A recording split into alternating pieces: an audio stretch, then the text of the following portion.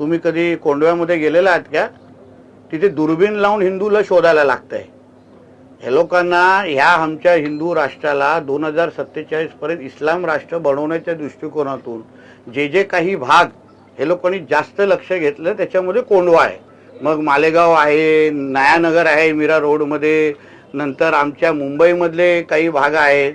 आणि म्हणून जे आमच्या भारतीय जनता पक्षाच्या पदाधिकाऱ्यांनी जे काही म्हटलेलं आहे त्याच्यामध्ये काही चुकीचं नाही.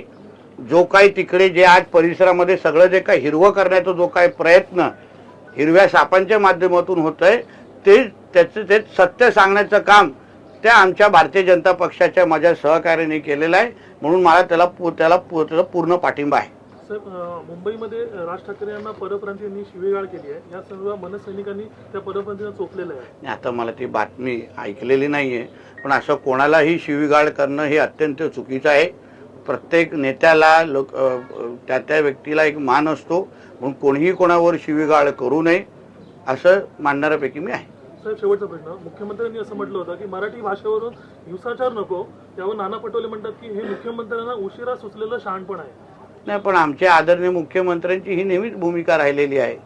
मराठी भाषेचा आग्रह झालाच पाहिजे, पण तो मराठी आग्रह करत असताना हिंसा कशाला करायला पाहिजे आणि हिंसा फक्त हिंदूंवर कशाला करायला पाहिजे?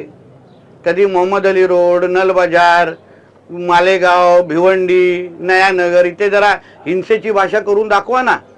मग बघा काय काय होतं, हिरवे साप कसे वळवळ करतात. आणि म्हणून जे आदरणीय मुख्यमंत्र्यांनी बोललेलं आहे ते अतिशय योग्य आहे.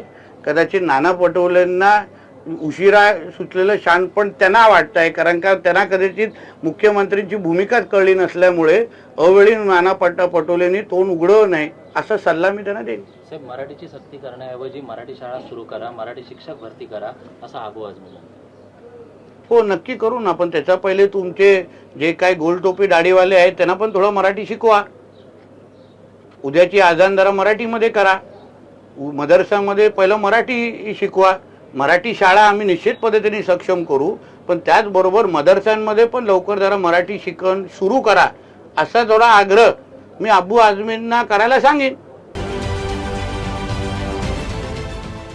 देश विदेशातील प्रत्येक घडामोडींचे लाईव्ह अपडेट मिळवण्यासाठी आता साम टीव्हीच्या सर्व सोशल मीडिया प्लॅटफॉर्मला लाईक, फॉलो आणि सबस्क्राईब करा.